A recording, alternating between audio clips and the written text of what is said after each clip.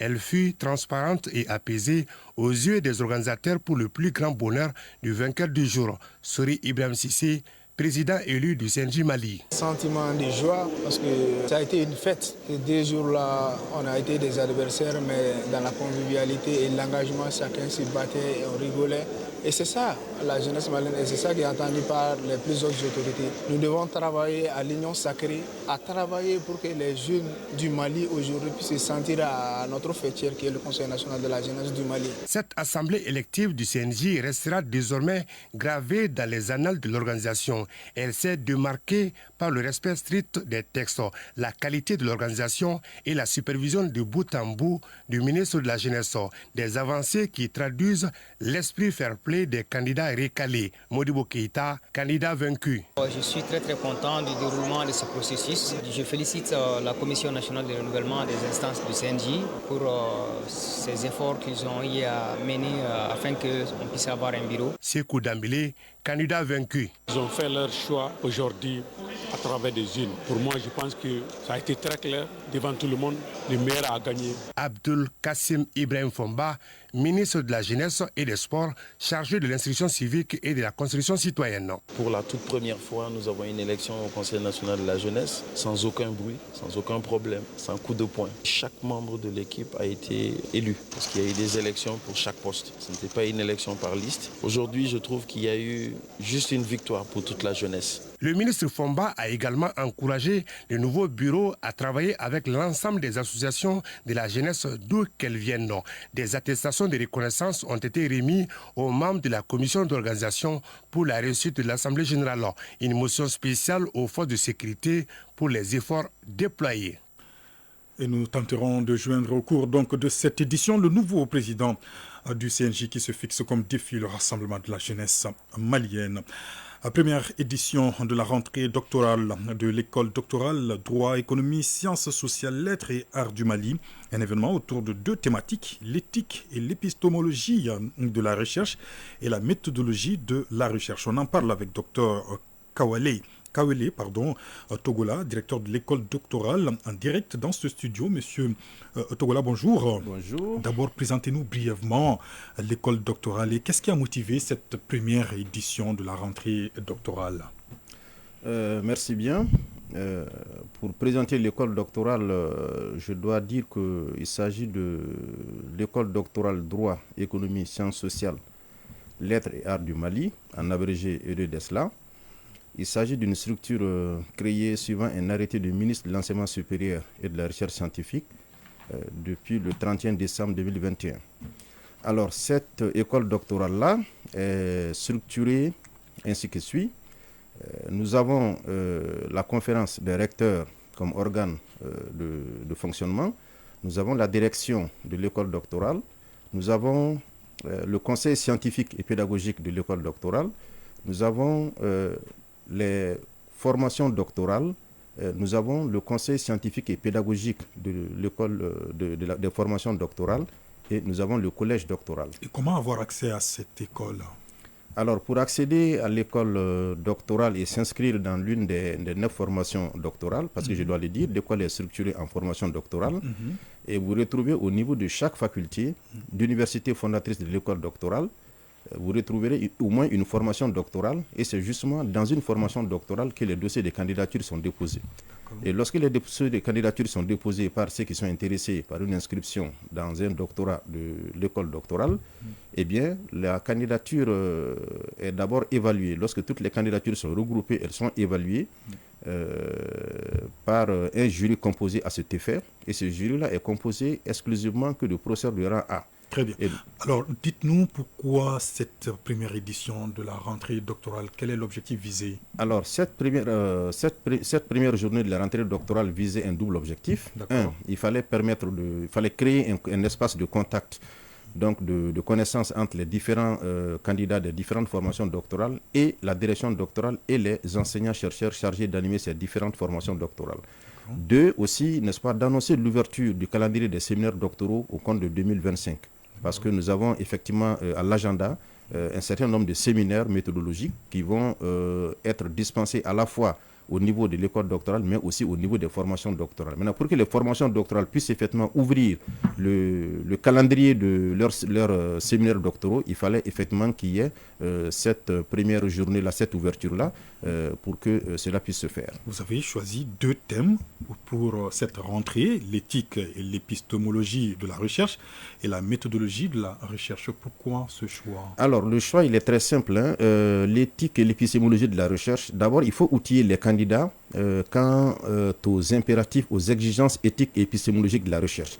Parce que vous avez compris, nous sommes une école doctorale de sciences sociales. Alors, et forcément, les sciences sociales dans le champ de la recherche ont à se défendre, n'est-ce pas, de leur scientificité.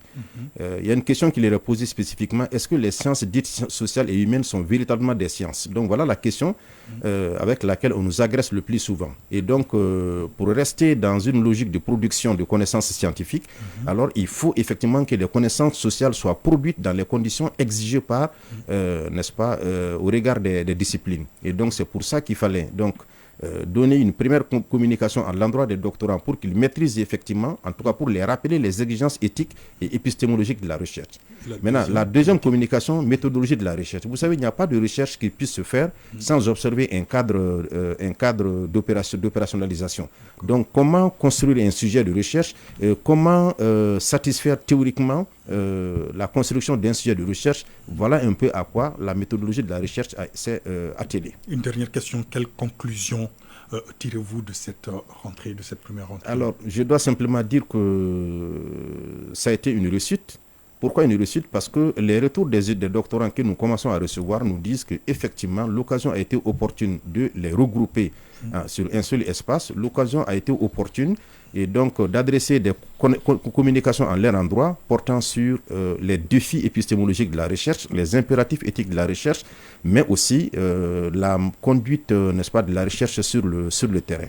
Et donc, je me fonde sur ça pour dire qu'effectivement, c'est une réussite. Docteur Kawele Tougola, je rappelle que vous êtes directeur de l'école doctorale. Merci d'être passé par là. Merci à vous. Également, dans l'actualité, plus de 600 recommandations formulées à l'issue des travaux des États généraux de la santé. La rencontre a rassemblé à Bamako pendant 3 jours les participants venus de toutes les régions et du district de Bamako. Pour en parler, nous recevons dans ce studio Dr Mohamed Berté. Il est coordinateur national de l'unité de mise en œuvre du renforcement du système de santé. Bonjour Dr Berté. Bonjour. Quelles sont les principales recommandations issues de vos travaux? Merci. Avant de passer aux recommandations, je tenais à vous remercier au nom de Madame le ministre de la Santé et du Développement social, mais aussi de Madame la présidente de la commission d'organisation. Il faudrait dire, comme vous l'avez dit, plus de environ 621 recommandations ont été formulées et l'essentiel de ces recommandations portant essentiellement sur non seulement l'accueil et l'orientation des patients, la réforme, n'est-ce pas, du système de santé en profondeur, mais aussi la problématique des médicaments qui se trouvent dans les rues, la problématique également de l'exercice de la médecine dans notre pays, c'est-à-dire la médecine illégale, mais aussi l'opérationnalisation du RAMU, du régime d'assurance maladie universelle.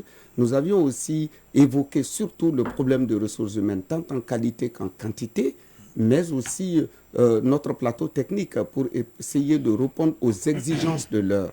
Voilà. Alors, le diagnostic est fait. Combien de temps devrait durer le traitement? Disons que nous sommes projetés de traiter tout ce mal en 10 ans, dans les 10 prochaines années, de faire en sorte qu'au terme des 10 ans, nous ayons vraiment une santé à hauteur de souhait. Très bien. Et quel mécanisme de suivi avez-vous mis en place pour que ces recommandations ne dorment pas dans les tiroirs? Oui, je vous tiens à rappeler que la tenue de ces états généraux, n'est-ce pas, est une instruction du président de la République à notre ministre de la Santé et du Développement social. Et justement, dans cette instruction, il disait, n'est-ce pas, je cite, qu'il va suivre lui-même la mise en œuvre de ces recommandations-là. C'est-à-dire que nous sortons, n'est-ce pas, d'une autre étape où on mettait les recommandations, mais cette fois-ci, il y aura un mécanisme de suivi qui va être adossé à un mécanisme de planification que nous connaissons déjà au niveau du ministère de la Santé, qui est le plan décennal de développement sanitaire, le PDDSS. Donc, voilà, ce mécanisme va nous permettre de voir en temps réel la mise en œuvre de ces recommandations. 10 ans pour traiter un malade, c'est pas trop. Tout de suite et maintenant, qu'est-ce qu'il faut changer? Qu'est-ce qui doit être traité tout de suite et maintenant? Tout de suite et maintenant, nous allons d'abord nous attaquer au défi des ressources humaines. Quand je dis en 10 ans, ça va être échelonné. Les 3 prochaines années, nous allons nous attaquer aux fondamentaux. Et après, nous allons partir au fur et à mesure que nous allons évoluer avec... Vous savez, il n'y a pas de santé si vous n'avez pas un financement. Donc, nous allons essayer d'évoluer progressivement, de prioriser, de faire en sorte que nous puissions avoir les mesures essentielles qui ont un impact très important sur la population malienne. Alors après ces états généraux, ici à Bamako, quelle est la prochaine étape? Non, la prochaine étape, il s'agirait de mettre en place une commission de finalisation de toutes ces recommandations, de les trier, de les prioriser et après d'aller les remettre à monsieur le président de la République, le chef, son excellence, le général d'armée, Assimi Goïta, pour que ces recommandations puissent être réalisées. Docteur, je rappelle que vous êtes docteur Mohamed Berté, coordinateur national de l'unité de mise en œuvre du renforcement du système de santé. Merci d'être passé par là. Je vous remercie. Eh bien, je vous l'annonçais tout à l'heure, Sori Ibrahim Cissé est le nouveau président du CNJ, Conseil national des jeunes du Mali. Il se fixe comme défi le rassemblement de la jeunesse malienne. Avec quels moyens et quelle stratégie? Eh bien, il est l'un de nos invités dans ce 13h dimanche. Nous l'avons en direct. Bonjour, monsieur Cissé. Bonjour. Alors, d'abord, sous quel signe placez-vous votre mandat? Je passe le mandat au rassemblement, l'unité de la jeunesse malienne. Rassembler la jeunesse malienne pour l'unité. Autour de la vision des plus hautes autorités de la transition. Très bien, l'unité, le rassemblement de la jeunesse malienne. Vous entendez s'y atteler rapidement. Comment comptez-vous s'y prendre? Déjà, nous allons commencer à travailler parce que dans notre programme, nous avons 3 grands axes. Nous allons travailler avec nos organisations de base. Les 3 axes, à savoir éducation et formation. Deuxième, emploi et autonomisation économique. Troisième, participation citoyenne et gouvernance. Quatrième, paix, cohésion sociale. Et 5e axe, maintenant, ça c'est santé et bien-être. Ça, c'est nos 5 axes prioritaires.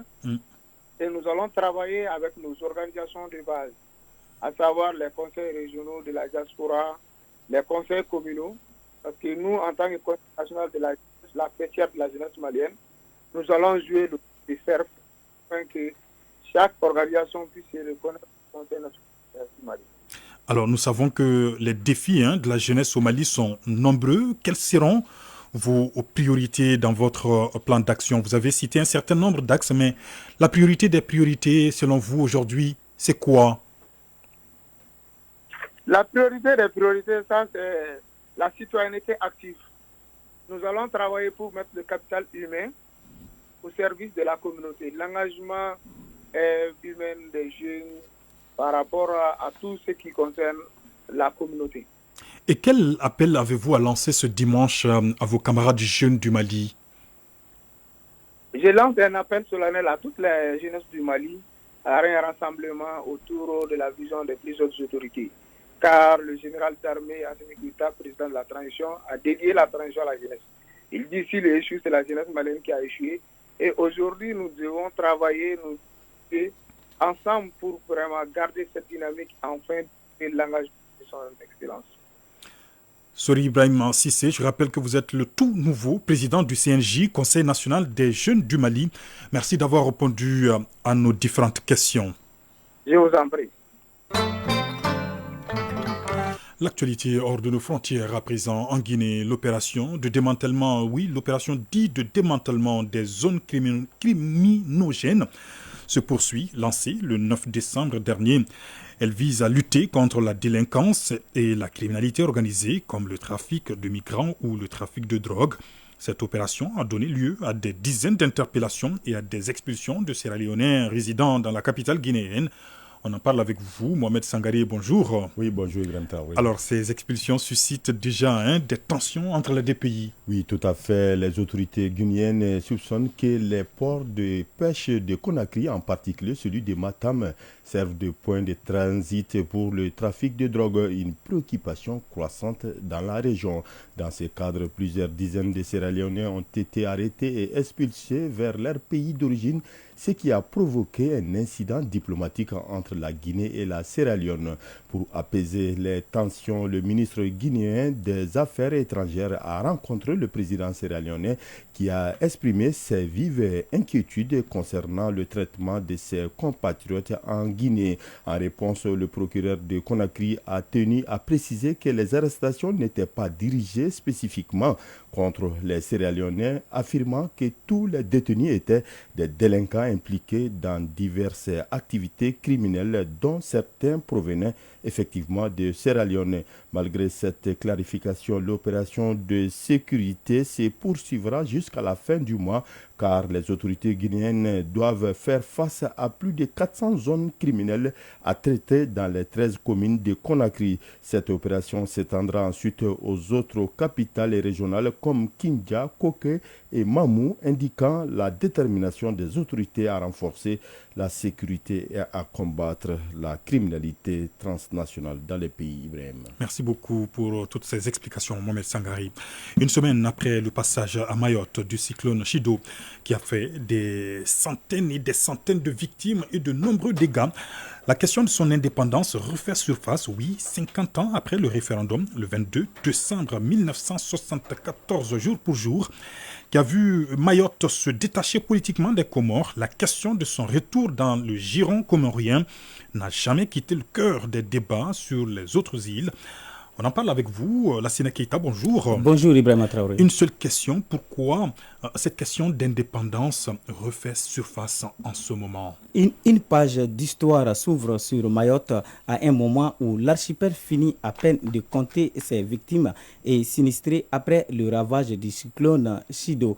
On se rappelle, Mayotte s'est détaché politiquement des Comores à la suite du référendum du 22 décembre 1974 pour rester française. 50 ans après, la question refait surface avec la comorité réclamée par plusieurs associations et quelques partis politiques depuis que le cyclone Chido a montré que Mayotte est différent des autres territoires d'outre-mer. La France, dans plusieurs domaines, notamment la santé, l'éducation et la sécurité.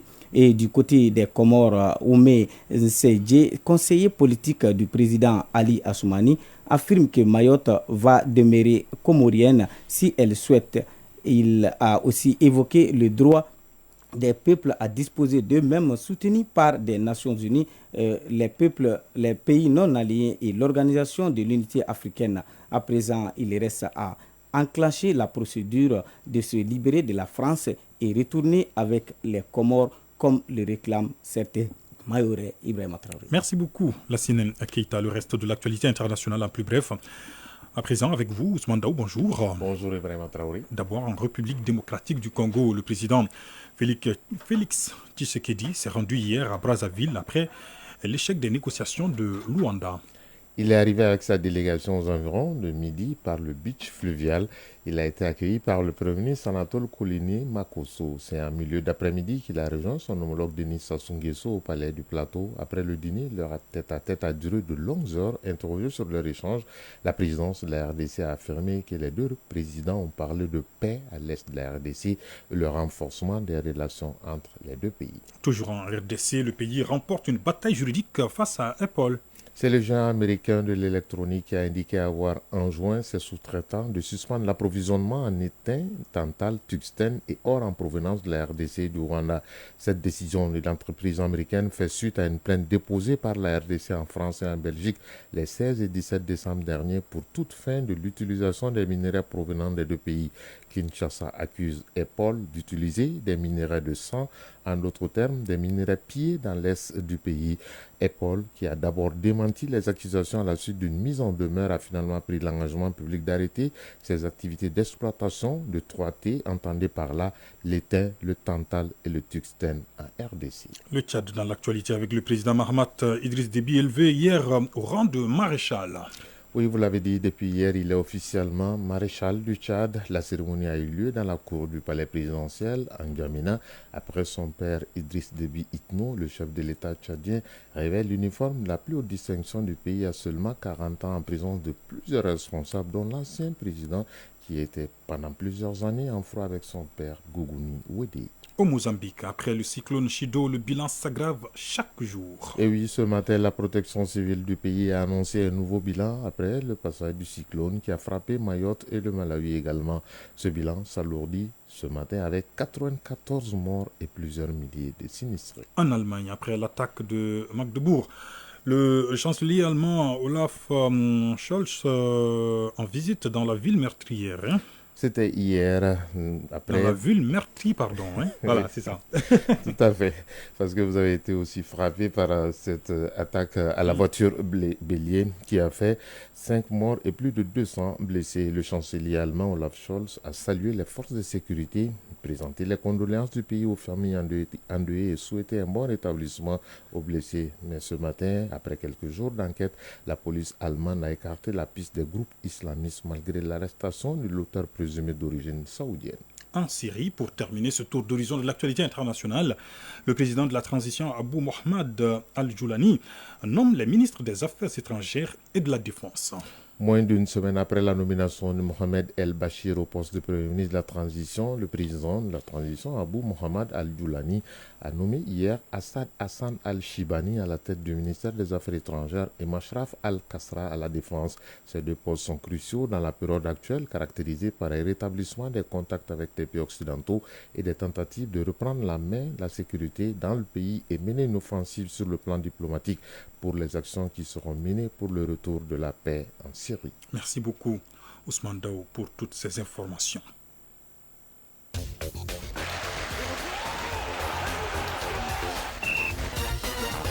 Les sports en football. Pour le choc de cette 18e journée de la Liga, Atlético de Madrid a réalisé un gros coup face au FC Barcelone en allant s'imposer 2-1 sur le continent. Les matchs allés du dernier tour des éliminatoires du championnat d'Afrique des Nations de football CHAN 2024 prennent fin ce dimanche. Le Mali est en déplacement à Nouakchott pour jouer contre la Mauritanie. Voyons la synthèse de l'actualité des sports, c'est avec Famouro Djourté.